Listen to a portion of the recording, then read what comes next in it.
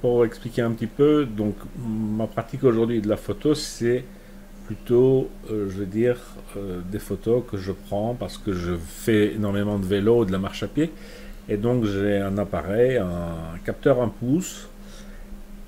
C'est clairement, il faut l'avouer, qu'un capteur 1 pouce n'a pas la même intensité, ne peut pas capturer autant de luminosité, n'a pas autant de détails, etc.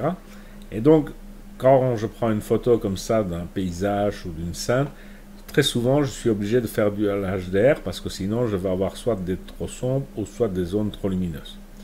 Donc la première chose que je dois faire dans Lightroom, c'est tout simplement prendre 5 images. Donc j'ai pris une image neutre, un -1, -2 et un +2. Celle-ci est un +2 et ça un -2.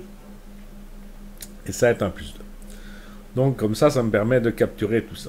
Donc dans Lightroom, il suffit de faire fusion de plusieurs photos HDR, de cocher comme quoi il fait des alignements automatiques parce que je ne me balade pas avec le trépied, je suis sur mon vélo, etc. Donc je n'ai pas un trépied, donc j'ai des photos à manip. Donc c'est lui qui va calculer les décalages entre les photos. Très clairement, si on avait plein de canards qui bougent dans tous les sens, l'HDR n'est pas faisable. Donc il ne faut pas non plus croire que l'HDR peut faire n'importe quoi. Donc une fois qu'on a fait ceci, Photoshop génère une image qui est en fait le mixte entre les zones plus claires et les zones plus foncées. Une fois qu'on a une image Photoshop, qu'on en ait une ou une image HDR, la première chose en général que je fais sur une image de paysage, je répète bien sur une image de paysage ou de ville, etc., c'est d'aller dans l'étalonnage. Dans l'étalonnage, la première chose qu'on doit, à mon sens, bouger, c'est la saturation dans les bleus. Alors pourquoi? Parce que voilà, donc la saturation dans les bleus, il y a à peu près des bleus dans n'importe quoi, parce que du jaune, c'est du bleu. Donc voilà, donc à partir de là, le ciel, donc dès qu'on a un peu de luminosité, le bleu va faire qu'on bouge les pixels. Donc n'importe quel pixel qui a une valeur dans les bleus, dont la valeur n'est pas 0, va être affecté par cette montée de saturation. Ouais. Donc, ou par cette diminution. On peut également faire l'inverse. En général, je suis plutôt pour l'augmentation. Enfin, je suis plutôt dans l'augmentation.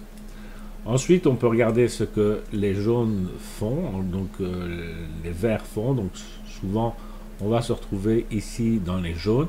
Et vous voyez que ce qui se passe en clair, c'est qu'on a une montée de la luminosité.